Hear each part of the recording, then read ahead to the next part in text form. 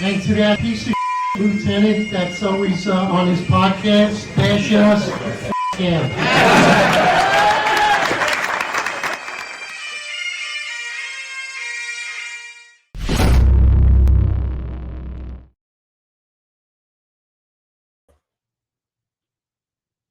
All right, everybody. Welcome to New York's Finest Retired Unfiltered Podcast. I'm Eric Dim, your most complained cop, NYPD. And along with me is John McCary, the founder and the co-host of the podcast. How you doing, brother? Good, bro. Hanging in, man. Listen, we got a episode that we think you guys gotta watch. We attended the October monthly CCRB meeting. It just leads the question in my head and Eric's head, I think, and anybody that watches this: is the Civilian Complaint Review Board fair and impartial? Are New York City police officers getting fair and impartial investigations? I think this is going to show the clearest evidence that you're not. I don't know where the unions are. I don't know where the NYPD supposed leadership is. But, let's get into it. Eric, would you think that you were allowed to speak at this one? You didn't get your First Amendment denied this time. What do you think? Yeah, well, first and foremost, right, for most of our viewers that have been watching episode after episode, they should be pretty much on par that I made a complaint with the CCRB for being denied my First Amendment right to speak at the last meeting. But let me just circle back and talk about what we're seeing. So John and I, we're seeing a pattern. We've attended now 3 different CCRB monthly meetings. So every month there's an actual meeting from the CCRB that's conducted where people are actually present. They have an opportunity to speak, and there's issues that are discussed. But ultimately, the main focus is to actually enable and teach and educate the public on how to make a complaint against the police if you feel that you've had some type of alleged misconduct. So John and I have attended 3 meetings. And what we can tell you is this: the NYPD is never present at these meetings, and neither are the unions. So the only leadership that's been actually present with a police perspective at these CCRB meetings is New York's Finest Retired Unfiltered Podcast, 2 retired lieutenants. And again, what we're seeing is a pattern. And the pattern is this: educating the public to make complaints against the police in order to have these complaints substantiated. There's no two-sided investigations. They're not making any determination to see the totality of circumstances for the police. It's just through one lens, and that is of the actual civilian and of what they felt in an encounter. And the other issue that we're seeing is that the Civilian Complaint Review Board is going outside their purview. It's supposed to be force, abuse, discourtesy, and offensive language. That's extremely problematic of what we're seeing. Absolutely. I mean, and just to back up on what Eric's saying, he said that there's no police presence, but there is a police commissioner appointee, and it's former Chief Joe Fox. We have largely heard him be completely silent at these meetings, especially when these larger issues are raised. So in my opinion, there is no police perspective there. You're not getting a fair and impartial. 100% his vote and his voice will be outweighed on that board. That is without a doubt, and I'm not denying that for 1 second. But he has no other support other than himself. And I don't even believe he's advocating on your behalf either. I don't know what he's saying in closed-door meetings, but like we always say, the truth is hard love. And sometimes in public, we have to have hard conversations with the public like we do every day on New York City streets, like me and Eric did for 18 years. Both of us, we had hard conversations, not only with the public, but with our managers, with our subordinates. And those hard conversations aren't happening there. There are absolute lies being told there. Let's just get right into it. I'm gonna open up with the first video. You're gonna hear the chair of the CCRB. She's the mayoral appointed chair, Arva Rice. You're gonna hear her opening remarks. Me and Eric came there to speak about something else, but again, the meeting goes sideways, and they bring up the Trewick Kowalski case. For those of you guys that aren't familiar with it, Trewick was a mentally disturbed individual. He lived in a group home. Cops responded to a 911 call there. And unfortunately, Trewick Kowalski charged at police officers with a knife. Police officers were left with no other choice but to discharge their weapon, and Trewick lost his life. Horrible, terrible incident. Let's get into what the CCRB chair had to say about that. I want to update you all on the Trewick case. Many of you have followed the CCRB's investigation and prosecution of the officers who killed Trewick. A few weeks ago, it was reported that the deputy trial commissioner who oversaw the trial is recommending not guilty for both officers on all accounts. Today, the CCRB submitted our responses to this decision to the police commissioner. It is clear that misconduct was committed in this case, and we believe the evidence speaks for itself. The CCRB has proven what it needs to, and we have re-argued our case to the police commissioner. We expect him to hold these officers accountable for their actions.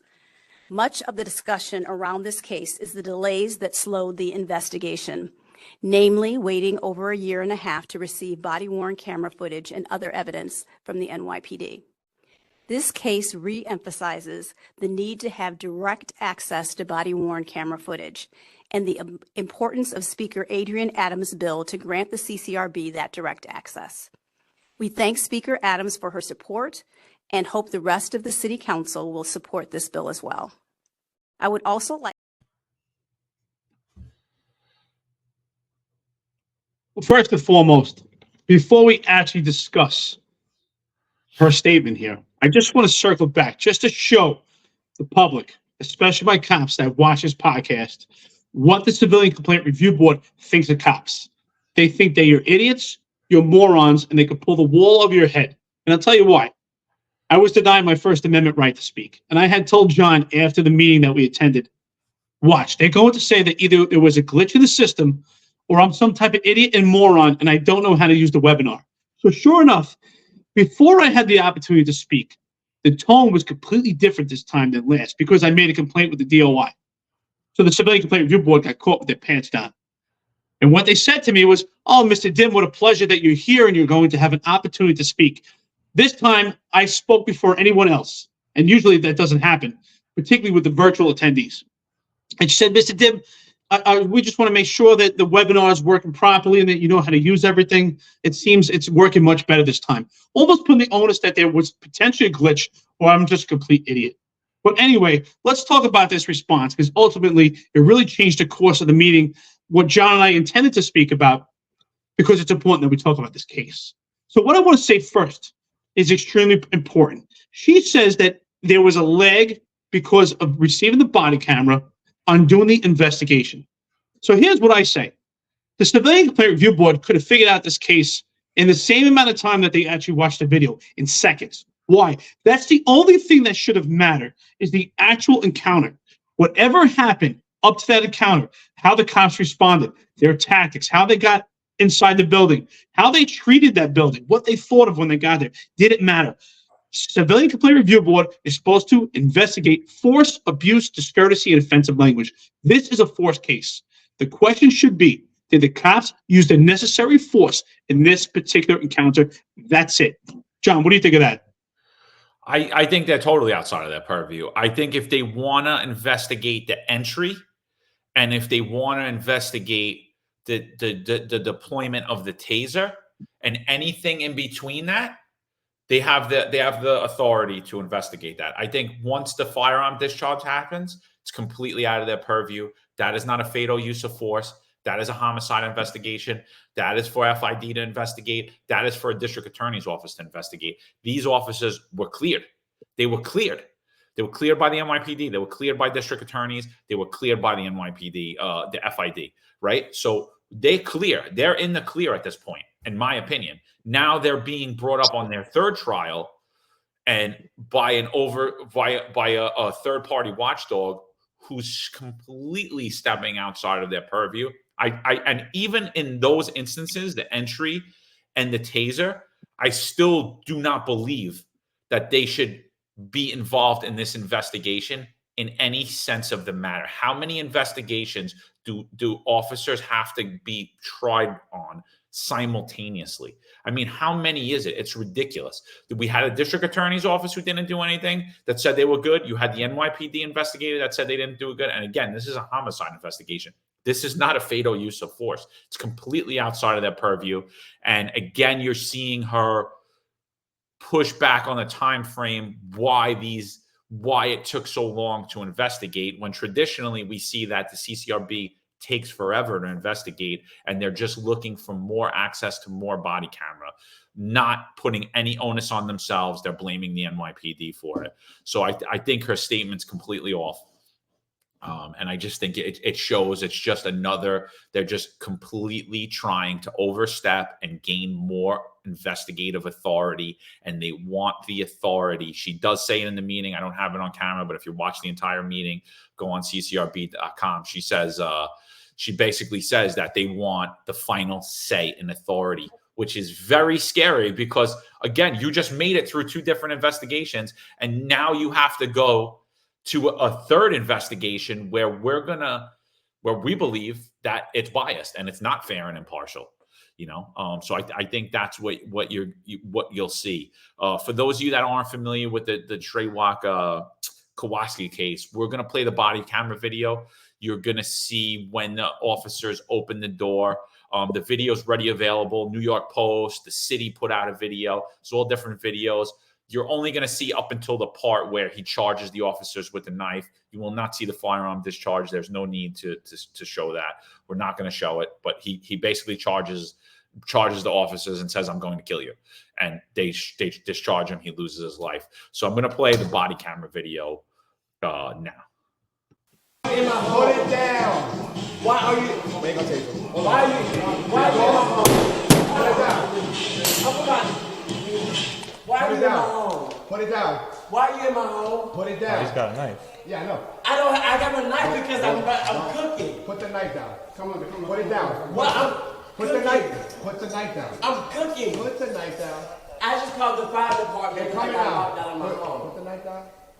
I thought the fire department have already been here. Put the knife down. Why did you just kick in my door? The door was open with the chain. I'm knocking the door. Put the knife down in the counter. Excuse me? My man, drop the knife. Why is my door? Drop the knife. Yeah, he's holding you. No. Be careful. Yeah. Drop the knife. Yeah, no, just hold it in your Drop the knife. Your brain, yeah. Drop the knife. Let me put the knife down. Put the knife down, please. Hold it, Sir? The center of the brain.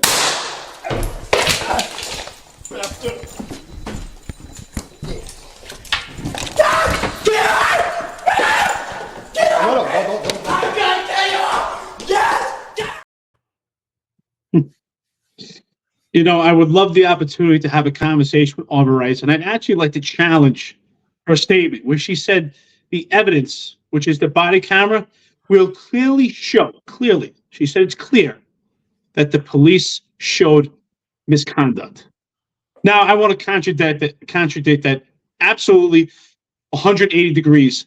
She's absolutely wrong. She has no police experience. First of all, just the entry in itself, under the Payton rule, which is case law, just shows they have inadequate investigations and they have no knowledge. But under the Payton rule, which is case law, police officers have the right to enter based on the emergency exception. The emergency exception is that you have someone who's obviously screaming and yelling. The cops do not know what's behind that door. Someone could be getting stabbed. There could be someone who's at risk of death. The cops have to enter. That's the emergency exception. So as far as the claim of abuse of authority, that's out the window. Now, again, they have the taser in hand. And just the fact they actually tried to apply the taser just shows the amount of restraint. I don't even think they had to do that. The FBI did a study that the taser is effective 49% of the time. That means the flip of the coin. John, you and I talked about this offline. It's probably even less. I think the FBI is actually being really nice when it comes to those statistics. I think it's completely obvious. You're dealing with someone that is completely deranged, going through some type of psychosis. Does that matter if they're mental crisis or not? The point is they're in a confined space. He charged them with a knife. They have to deploy their firearms. They acted completely appropriate. It's tragic, but it's necessary. 1,000%. I mean, he wasn't lucid. He, for those of you that are on audio that can't see the video, he's actually closing distance as he's talking to the officers. He's closing distance on them. He's getting closer and closer with a large butcher knife in one hand and a broomstick in his left hand. In his right hand, he has a knife. And he's closing distance, but he's almost incoherent. And you hear him start to verbalize. The cops get scared, so they deploy the taser. Taser drops him, but he doesn't drop the knife.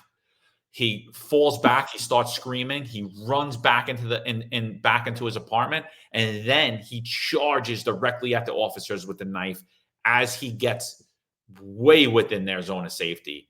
Unfortunately, the officer had zero choice at that point but to discharge his firearm to stop the threat. He did. Kowalski lost his life. That's how New York City police officers are trained, that if someone is within 21 feet of you and they are charging you with a knife inside of your zone of safety, that you will discharge your firearm at them. And I believe that is the proper training. I believe that is the proper tactics. And that is the training. That is what police officers are called to do. Fortunately, a young man lost his life. And I think that we're not having a fair conversation. New York City as a whole, the New York City mayor, the NYPD police commissioner, the CCRB is further victimizing this family. Unfortunately, their son lost their life because of his own actions, but because of our inability and our lack of courage to speak the truth to this woman, you're going to hear her testify now and speak on her process. And I understand it's a tragedy for her son's death. She's never coming back. She's never going to see him again. I mean, I don't think anyone takes this in any way, shape, or form, a loss of life, as a joke, as anything. Like, this is horrible. It's horrible for everyone. Those cops are never going to be the same either. They didn't want to go there. They responded to a 911 call. So I'm going to play Kowalski's mom. And this is really where I get very angry. Good afternoon. My name is Ellen Trewick, and I am the mother of Kowalski Trewick. Kowalski was killed April 14, 2019 by NYPD Officer Brandon Thompson and Herbert Davis. It's been kind of rough for my family and I because we live in Georgia, and we've been having to travel back and forth to demand justice for Brandon Thompson and Herbert Davis taking Kowalski's life. A couple of weeks ago, we learned that Deputy Maldonado has signed a recommendation that the charges be dismissed, misconduct and illegal entry. And it's hard for me to accept that because it's not right. Brandon Thompson and Herbert Davis took Kowalski's life, and they should be held accountable for that. In her report, she's saying that the statute of limitation had passed, the reason why the charges were being dismissed, knowing that the NYPD held the evidence for 21 months. And that's not right. So my family and I are asking that the mayor and the commissioner meet with us, the Trewick family, and our team that has been supporting us, the Justice Committee, before a final decision is made. He has made a comment that he would meet with us after a decision is made. But what good would that do for my family? These officers need to be held accountable, and we're asking the CCRB to continue to fight for us, continue to fight that these officers are fired, because if not, this will continue to happen. They will continue to hold evidence in police killing, and that's not right. So that's what my family and I are asking, that the CCRB continue to fight for us, to have these officers fired, and that Mayor Adams and Commissioner Caban meet with us before a decision is made.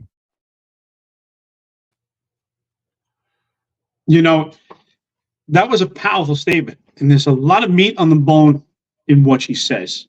First off, I want to say, listen, do I send my condolences?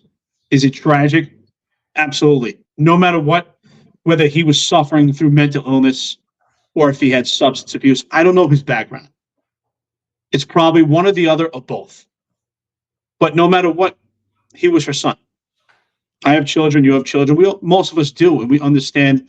We love our children no matter what their vices are, no matter what their capabilities are, and you should. But what's wrong here is the silence. It's cowardice. And I say it all the time. John and I say it on this podcast. Opposition meets opportunity. Communication breaks barriers. Communication disarms people. It's the step to moving forward. The police department in silence is cowardice. And by lying to this mother, exactly what you said, they're re-victimizing her because they led her to believe that the statute of limitations ran out, and that's why they found not guilty. So basically the innuendo is that the cops did act wrong, and that her son could have been preserved, his life, and he could have been saved, and the outcome could have been different. That's where it's extremely cowardice, especially on the mayor and the police commissioner. Instead of partying at Fritos and going to a summit in Qatar, they could have a real conversation with this mother and break down the barriers, and they could build something together moving forward so this doesn't happen again, through helping mental health, through understanding the training of a police officer. That's how we move forward. But through the silence is complete cowardice and lead her to believe that the outcome could have been different. What they should say is, this is the way we train our officers. It's unfortunate, but they have to go home. It's a tragic situation. Look at this body camera with us, ma'am. Let us show you what we see. This is what we see. Your son here is armed with a knife. Zone of safety, yes. 21 feet, whatever feet. I don't care what feet they train you. I can tell you this. Zone of safety is what you feel. That's what zone of safety is. And a normal person, because police officers go through a psych, if someone is in feet of you holding a knife, you should be scared. And if you're not scared, I don't want you as a police officer because you're not normal. So this is a fearful situation. That's the conversation they should be having with the mother. It's completely irresponsible and it's completely inadequate, poor leadership. Every one of them should get out. And if the mother ever has an opportunity to see this, John and I would love to talk to you and tell you what we saw, so this doesn't happen again, so that someone's not going through a mental health episode and pulls a knife out on two police officers, so the police officers don't have to respond with their firearms. That's how we move forward. Absolutely. It's complete cowardice on the part of the NYPD. It's complete cowardice on the part of New York City Mayor Eric Adams. They'll hide behind the fact that they're worried about legal ramifications when the family sues. I'm not aware if they have or have not, but they'll speak with plenty of people that sue New York City all the time, and they never have a problem, but they hide behind it when it's inconvenient for them to have a real conversation. I do believe that Deputy Commissioner Trials Rosemary Maldonado should be fired for her statement that they are not being prosecuted because of the statute of limitations. That in itself, again, like you said, she's basically finding the officers guilty. And if she believes that the officers are guilty, that should be clearly written in there as to what they did wrong and to what that misconduct is. I don't like to hear the word misconduct without clearly defining it. I know whatever executives are going to listen to this, and we've spoken to them, and I appreciate all your guys' opinions on everything that we put out. But what we heard overwhelmingly from people in the executive rank and even in our own ranks of middle management, a supervisor, is they could have backed out and tied off the door. For those of you that don't know, police officers are given a shield in their trunk, which is a ballistic shield, not to be used to fight for fighting against a knife. If someone charged you with the knife in that when you had that shield that's ballistic, it would behoove you to still continue to pull out your firearm and shoot them, because that shield is not going to protect you from a knife. The ESU guys, they wear the big padded vest that protects the neck, and they do that because if somebody charges them with a knife, it will slide up and more than likely lodge inside of their neck. So they wear a big protection. Police officers aren't there. Another thing is a rope we're giving. I don't know how you tie off a project door in the hallway of a project. I don't even know how that's possible. And I was never even trained on how to tie off a door at all. So I don't even know how you could do that. And my other thing is, the man's experiencing a mental health crisis. He's a danger to himself and others at that point. John Darsh will say he's not. I do not agree. We'll get into that later. But he will say at that point he wasn't, because the fire department was there and they left. That does not alleviate the police department from their responsibility to investigate on their own and make that determination on their own. If we tie him off and somebody's in that apartment, a child, a woman, a worker, whoever it is, and he kills them, we will be held responsible. If he kills himself, we will be held responsible. If he jumps out that window, we will be held responsible. I don't agree with any of those tactics. I believe that the proper pathway to safety for him is to try to quell that threat immediately, is to try to get him in handcuffs and get him to an ambulance immediately. The FDNY should not have left. He clearly is still a danger to himself just by what you see on that video. He still clearly is not lucid and he's a danger to himself. So I don't want to ramble on that fact, but I just think that the entry was good. And like Eric Dim said, this is 100% an emergency situation. The emergency exception is there. The people that advocate for the door tie, I don't believe really would tie off the door in that situation. I don't know what you're doing. Are you holding that door? And what is the gain? I think you're at a severe tactical disadvantage now. 100%. If there's a weapon in that room, they could come back. You're holding that door. He could come back with a gun and shoot right through that door, and you're both dead. And I just think those tactics itself need to be questioned and need to be relooked at, because I think those are horrible tactics. Absolutely. I think that's well said. Again, I think that the problem is the Civilian Complaint Review Board is really going outside their purview, and they're trying to look at the entire span of events to find little intricate things that the police officers may have done inappropriately or could have done different that led up to that encounter. And I've said this before. Let's just assume, let's say these two were the most laziest cops. They could have been the worst cops. They could have done everything wrong up to the point until they got the door. Maybe they could have been sleeping the entire day, woke up, went to this 911 call, responded, moseyed along, didn't care it was an EDP building, which means a emotionally disturbed person that, occupied by people in mental crisis, didn't really look into it. Maybe they parked their car, moseying along. Maybe they double parked. Maybe they went upstairs slowly. But when they got to that door and there was an emergency exception and they made entry and they encountered someone with a knife, and clearly we know that this person is in mental crisis, because someone that is not in a mental crisis, if they see two uniformed police officers or anyone with a firearm, they're going to drop that knife because they don't want to die. So clearly we're dealing with someone in mental crisis. But all those facts, and I think when it comes to Civilian Complaint Review Board, doesn't matter. It took them apparently months to do this investigation. Watch that video and we can do the investigation right now. The man is armed with a knife, gets hit with a taser, gets back up and charged again. Their only recourse is to fire that weapon. Case closed. That's it. I don't even know why we're talking about this anymore. Where is the mayor? Where is the commissioner having a conversation? And more importantly, where are the unions? Again, I tell the cops, sergeants, lieutenants, anyone, why are you paying union dues? Seriously, in 2023, do we still need unions? If you're in that much of a pickle, you're going to get a private attorney. You still have a right to medical and dental. Why do we need these unions? Why are they not fighting for you? We are. Yeah, absolutely. And to the mother, if you're listening to this, I send my condolences as well. And I think it's completely cowardly what they're doing. I don't agree that the officers should be fired, and for all the reasons that we're stating. I have individuals in my family, some that are here and some that are no longer here, that have had severe mental illness. And I wouldn't expect the cops to have done anything differently in that situation. That's coming from my heart.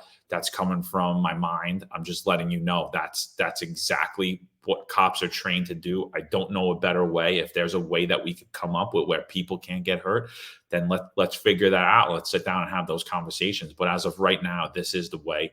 I do agree with the tactics that were used. And if it was my uncle, if it was my cousin, if it was my own children, I wouldn't expect a different result. We're going to get into Eric's testimony now. Eric was denied, like we said, and for the September meeting. And then, like he said originally, they open up with, oh, now, everything works. We're glad you know how to use our WebEx now, even though he had attended previously. So obviously there wasn't a fair and proper investigation done into the DOI complaint we filed. It was laughed off, but he got his opportunity to speak. Here we go. Eric Dim. I'm Eric Dim, retired lieutenant from the NYPD. I have been coined as the most complained cop due to the city and an overzealous civilian complaint review board. I retired 1 year ago. During this time, myself and a fellow lieutenant, John McCary, we both have pioneered New York's finest Retired Unfiltered podcast. And what we learned at the last CCRB meeting through a gentleman there who was from Africa, he had made a great statement. And he said that a police officer is once a law enforcement officer and 2 times a citizen. And I myself, I fit that bar. I attended the last meeting with all good intentions and goodwill to give police perspective from a retired lieutenant who's been coined as the most complained cop. I've been an advocate and extremely expressive for intrusive police work. At the last meeting, I was denied my First Amendment right to speak. I was contacted by the Civilian Complaint Review Board where it was told to me that there was potentially a glitch or that I am either an idiot or a moron and I did not know how to use the WebEx icon of raise hand. I'm very forgiving and understanding. However, as a citizen, a retired police officer, I believe that my perspective and my analysis of the police department and the correlation with the Civilian Complaint Review Board is extremely important and imperative. I've watched video and I've did my own analysis of this particular incident involving Kowalski Trewick. Tragic and unfortunate. The death of anyone or the loss of any life is extremely problematic and sad. However, police officers have seconds to make the most extreme decisions, while the Civilian Complaint Review Board has admitted themselves that these investigations take months, sometimes years, and they're not actually investigated completely throughout its entirety. Yet police officers have seconds. And on this particular incident, on the day of his death, police officers were provided with limited amount of information as they went to the scene of a 911 call. Trewick was in possession of a knife. He was in disarray.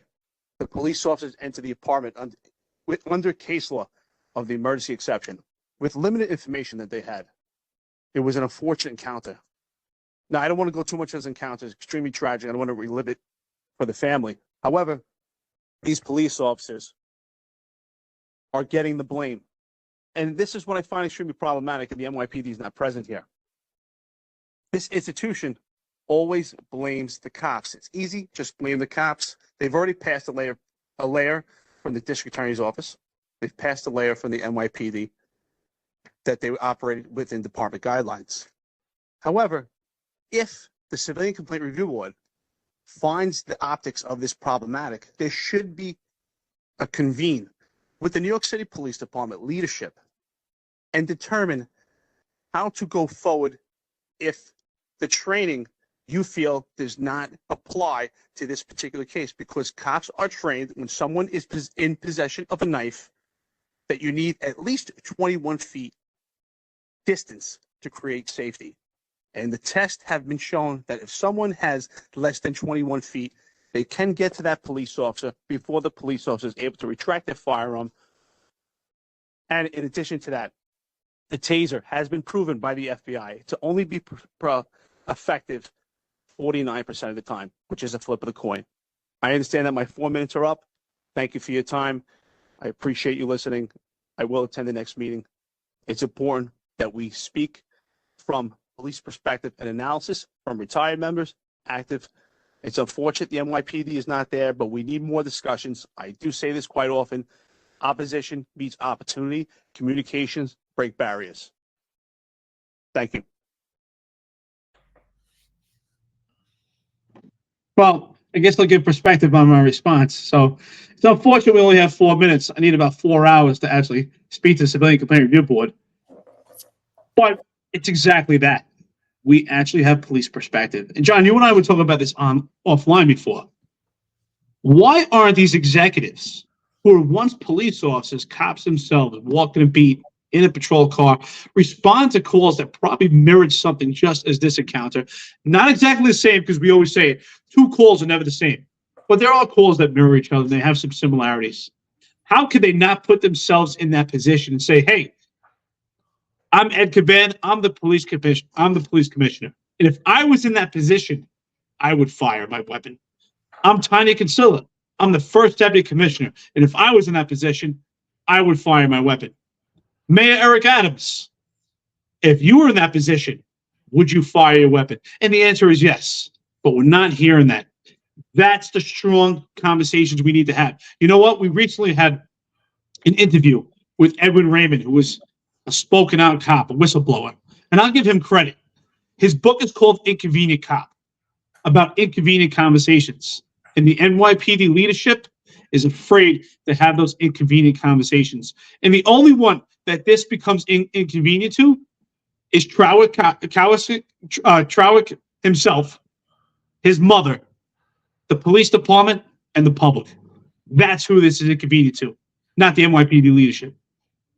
Yeah, not having real conversation is greatly affecting public safety, and like we always say, there should be a police perspective here, because it shouldn't just be a police perspective. There should be more of a civilian perspective too, on what the cops are doing right, what they like, what they don't like, that the Civilian Complaint Review Board's doing, or the NYPD, or the mayor, or whatever it is.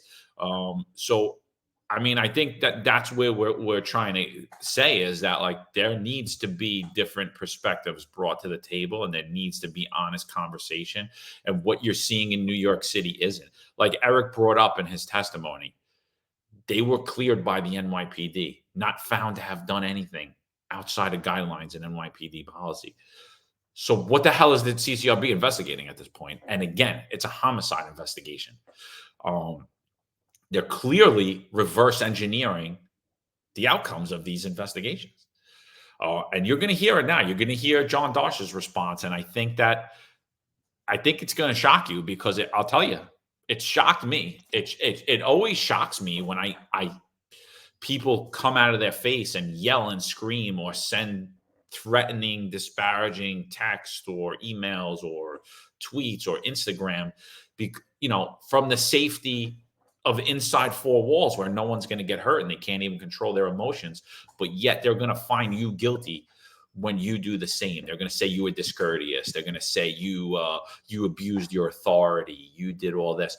So we're going to hear him respond to Eric Dim, and he's going to talk a lot about the things that Eric Dim left out. But I want you to listen to the main point that he leaves out.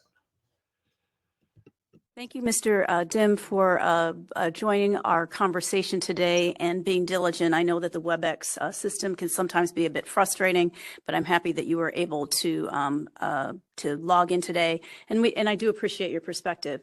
Whether we agree or disagree, I think it's important for us to be able to hear from different perspectives. So thank you so much for calling today. And I'm going to ask our executive director to respond to some of the things that were raised. Thank you, Madam Chair. I think it's important to have a few other facts that Lieutenant Dim left out of his description of what happened on that day with Mr. Trewick. Mr. Trewick lived in a supported housing unit. So the people who respond to a unit like that know that there are sometimes people who are engaging in mental health issues or substance abuse issues, that they should know that they need to take care when they're going to a situation like that. The fire department had responded to the 911 call to get Mr. Trewick into his apartment. And the emergency was over. Mr. Trewick was back in his apartment. The officers who responded knew that emergency was over. They drove around the block looking for a place to park. They sauntered in to the building. They walked upstairs. They banged open the door. And Mr. Trewick is in his studio apartment cooking and holding a knife. Mr. Trewick goes to turn down his music. Is so confrontational, is so dangerous, he goes to turn down his music so he can speak to the officers. And in less than 112 seconds, Officer Thompson, despite Officer Davis physically trying to keep him from shooting Mr. Trewick, Officer Thompson tases him and shoots him 4 times. Not once, not twice, not 3 times, 4 times. Then they close the door and let him bleed to death while he's inside on the floor after they shot him. So I think when you look at all of the facts and all of the circumstances around that case, you will see that they should not be police officers anymore. That God forbid you're in trouble, that you call 911 to get help, and Officer Thompson comes to your door.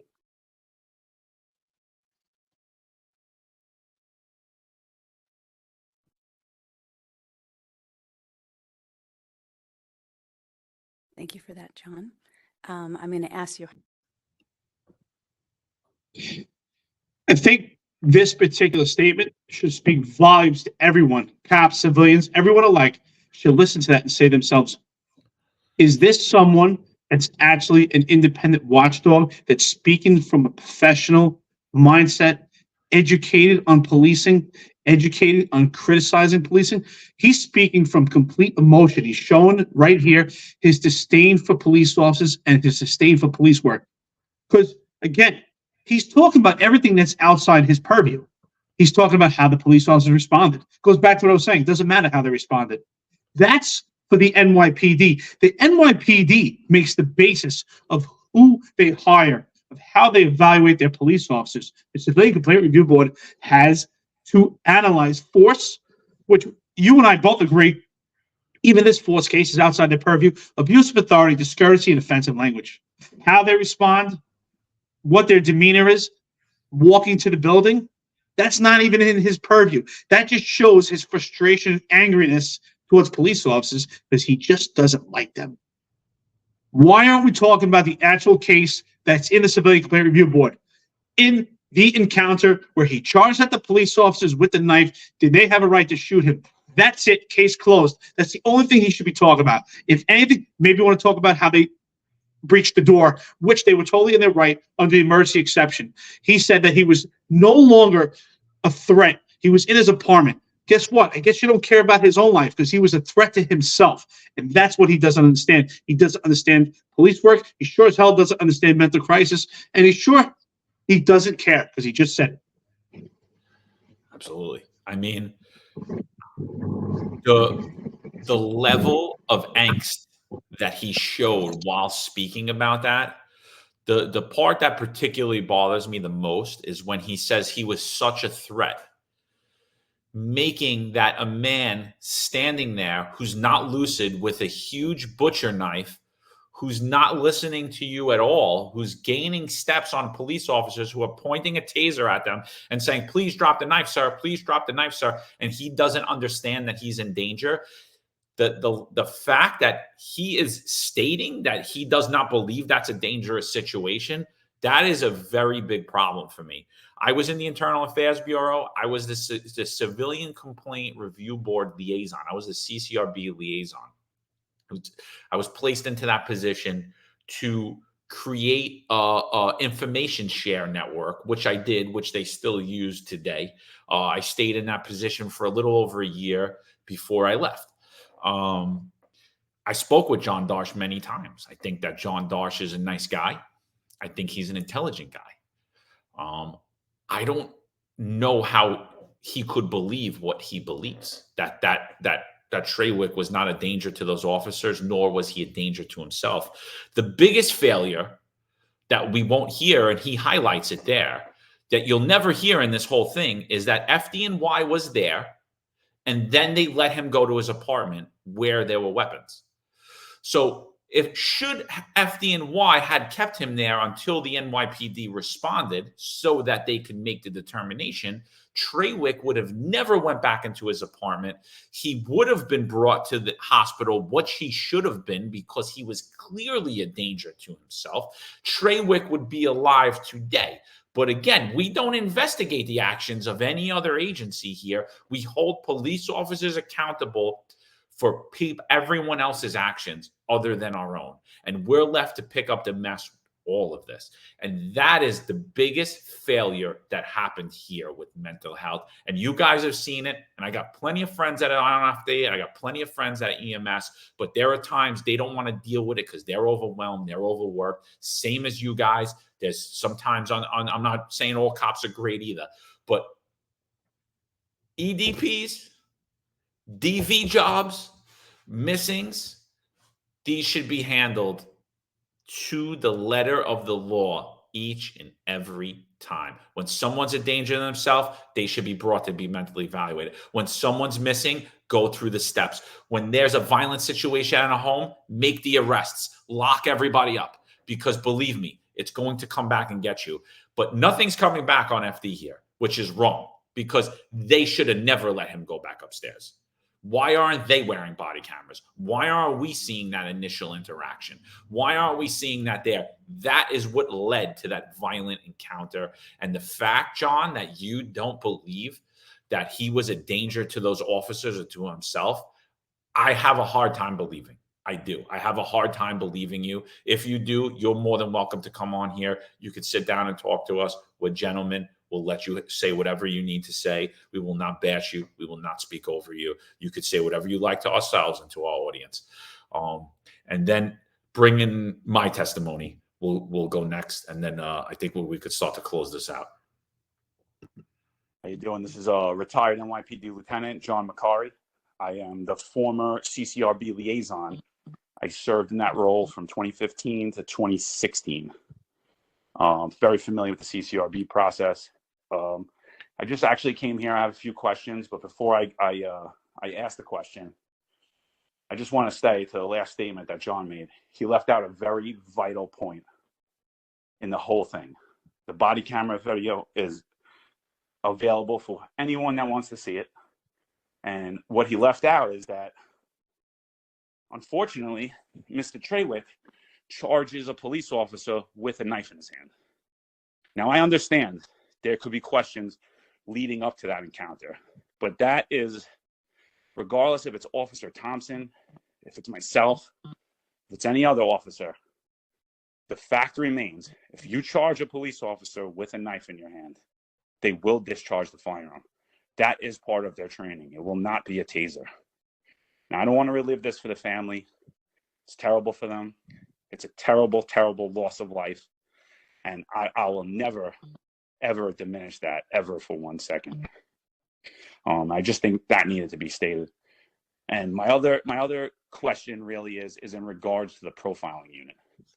I believe since 2017, the police department has been investigating profiling cases. Very little of those cases have been substantiated. And my question is that the CCRB is now going to take over those investigations, and they will have a profiling unit. What is the reasoning that the NYPD was unable to substantiate the majority of these cases? And what will the CCRB be doing differently, if any investigative steps, to ensure that those cases are being fully investigated? What will the difference be between the investigation in the NYPD and the CCRB? And my second follow-up question is, how will you ensure that this is not going to be used disproportionately against male white officers? That's all I have.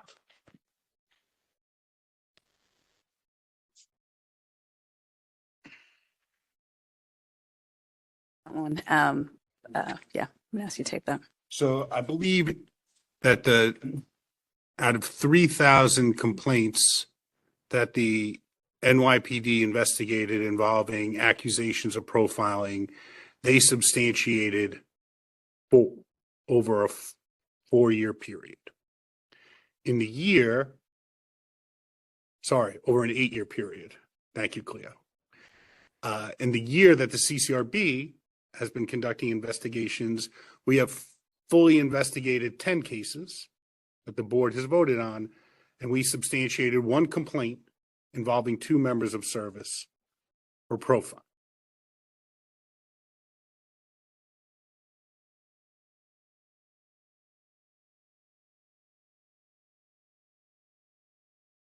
I think it is possible for officers of all races and all genders to profile. And it does not matter if you are an officer of color or a female officer, it does not give you a free pass to profile. And so the CCRB will take profiling allegations seriously, regardless of the race or gender identity of a member of service.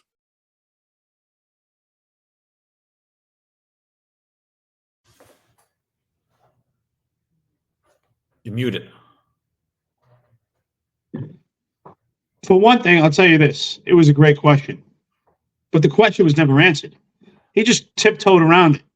Because the question was, what will the CCRB do differently than the NYPD did for their investigation? But I can answer it right now. For one, it's going to be reverse engineered. They're going to have a guilty verdict, and then they're going to reverse engineer that investigation to have misleading statements in there. They'll lead the cop into misleading statements. And what did we also learn from their investigations after his response is that they based their judgment on emotion, anger, and frustration. It's completely ironic because they expect police officers, all law enforcement officers, to conduct themselves with the thickest skin possible, to be completely emotionally detached from situations, the most volatile police encounters. But the CCRB cannot even handle an inconvenient, I love this word, thank you, Edwin Raymond, an inconvenient conversation. It gets them angry and frustrated, and yet they hold the cops to a completely different standard, the ones that they criticize and make extreme critique. Talk about leading by example, right? But again, it's pretty much on parallel with this particular incident that we're talking about here today with Mr. Trewick and his unfortunate, untimely death. Because again, this profiling investigations will mirror what we're seeing here. The NYPD cleared these 2 police officers, found no wrongdoing. They did their investigation, but now the Civilian Complaint Review Board substantiated and wants them removed from the police department. We're seeing 2 completely different standards, 2 different courts of opinion on the same incident. It really mirrors myself as the most complaint cop, where the district attorney did not want to look at the cases, found that I was acting appropriately. The NYPD was giving me awards and medals, while simultaneously I was getting awards and medals from the community, but at the same time, I was getting substantiated guilty charges from the Civilian Complaint Review Board. So that's exactly how they go to investigate them, by emotion, and find the police officers guilty, and the reverse engineer. Yeah, I find it very problematic that the main issue that happened here was Trewick had a knife in his hand and charged the police officers, and that was conveniently left out of John Darsh's statement. It was conveniently left out. And not only was it left out, it was downplayed the fact that he had a huge butcher knife in his hand that was almost the length of his forearm, was like almost as long as his forearm was. It was completely downplayed as to he was such a danger. He was such a danger. I mean, I think that for me, if you can't tell when I'm talking, I actually get a little angry there because I'm like, I can't believe that we're not going to talk about this. We're just going to present a fact. And it just shows that the body camera is a great tool, right? But it depends who's looking at it. And it depends who's using it. And today, New York City, CCRB, NYPD, that body camera is not being used properly. Doesn't matter what it shows. I'm going to go back and I'm going to say it again. And I've said it till I'm blue in the face. The body camera, not the body camera, but the video of Daniel Pantaleo cleared Daniel Pantaleo, and he was still fired. He was still fired for doing exactly what he was trained to do. And nobody wants to wake up to that fact. Nobody wants to wake up to the fact that more people get substantiated now than they did prior to these body cameras. So how does it help you? I'm not understanding how you do not see this. It does not help you. I'm not saying that body cameras shouldn't be used. I'm not saying that your work should be hidden or you shouldn't be showed.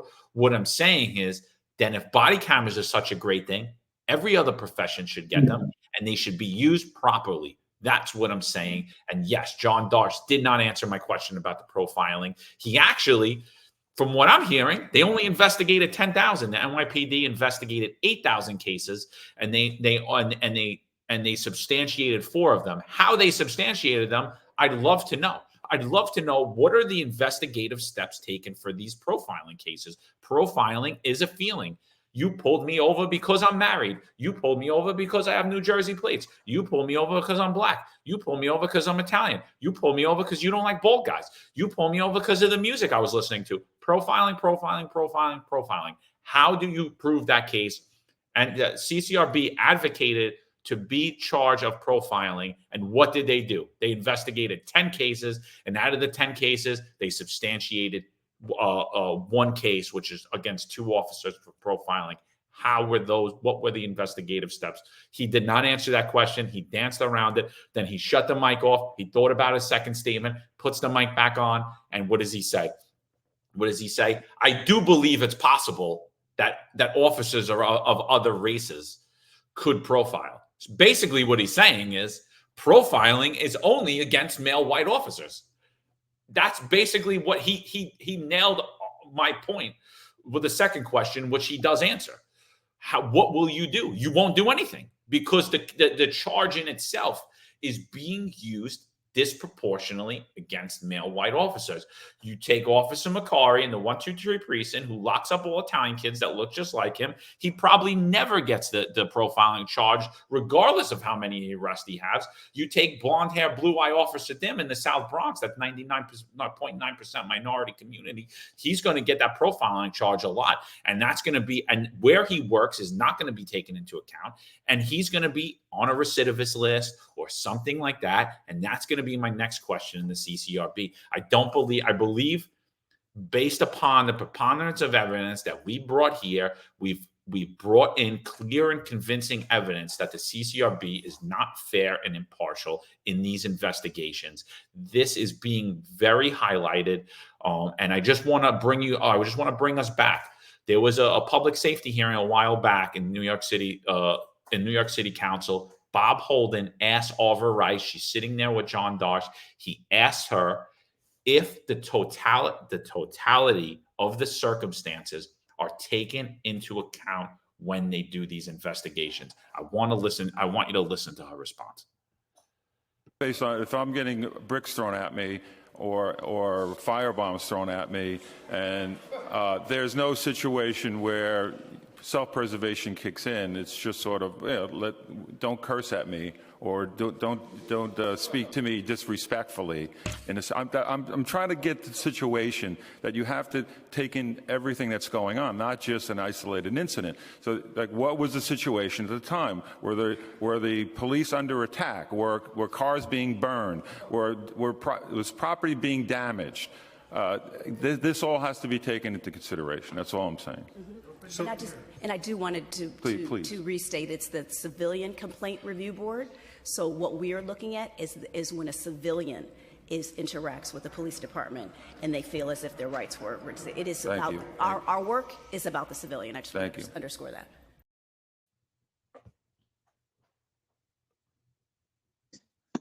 I mean, you heard it right here. I mean, you're seeing that the Civilian Complaint Review Board is completely biased in their investigations. I think Bob Holden brings out a great point here.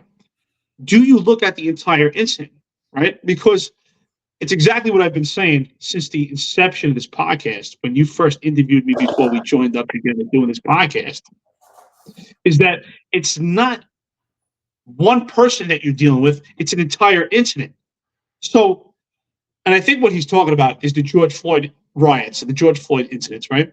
So if you're working a George Floyd protest the day after a George Floyd protest became an all-out riot, what's in your mind?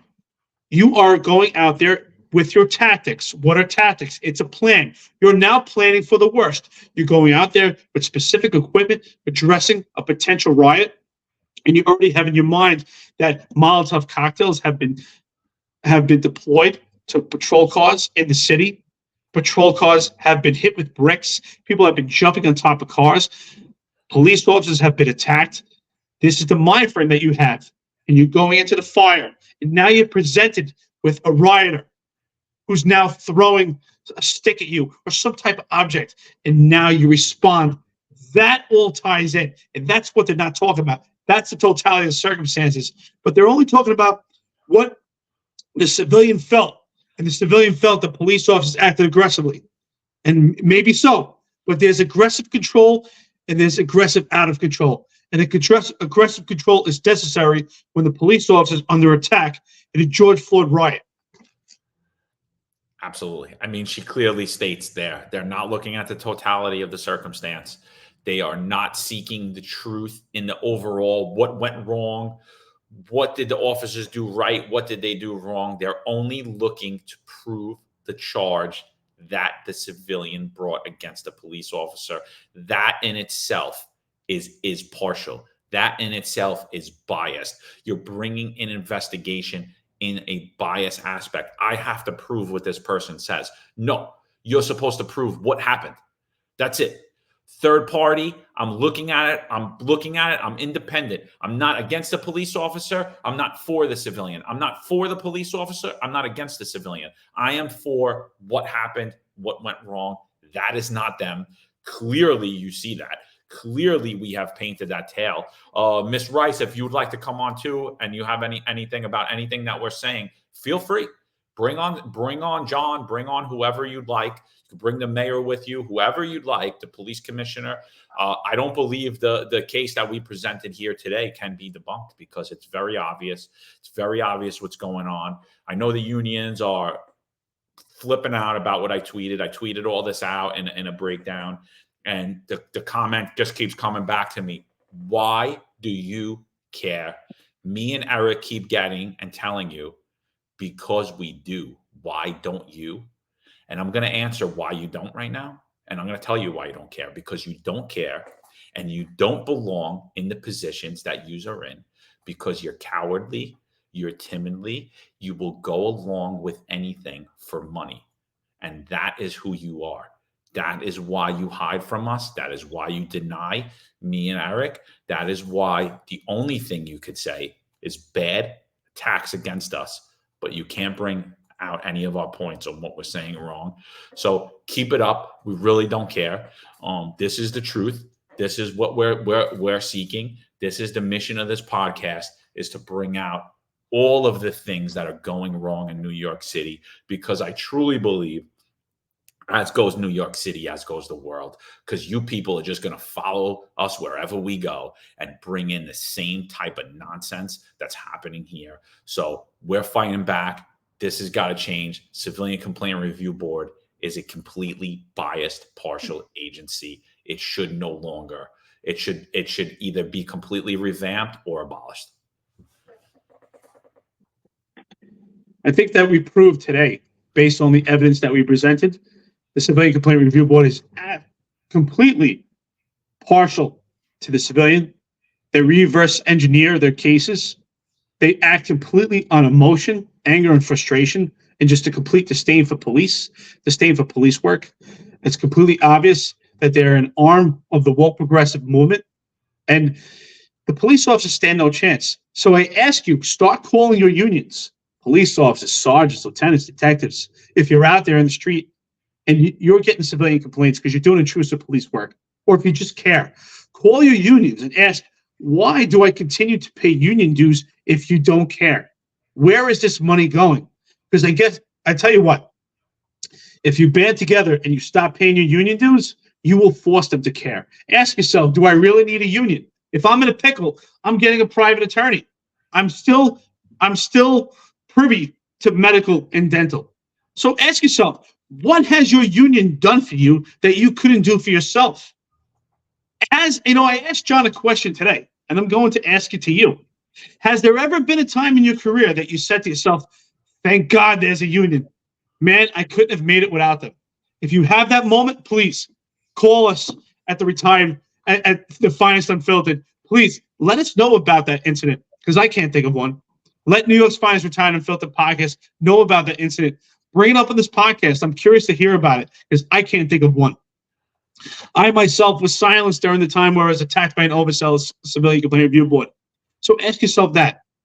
In the meantime, thank you for listening. I think that you got a good idea of what exactly is going on in the inner linings of the Civilian Complaint Review Board from this little snippet here. Again, thank you for supporting us. Thank you for watching us. We still have shirts available. I'm wearing it right now at Myers, Staten Island, Brooklyn, and the Bronx. You can get it online, so please check it out. 265 Police Live. Thank you, everyone, for watching. John, thank you, brother.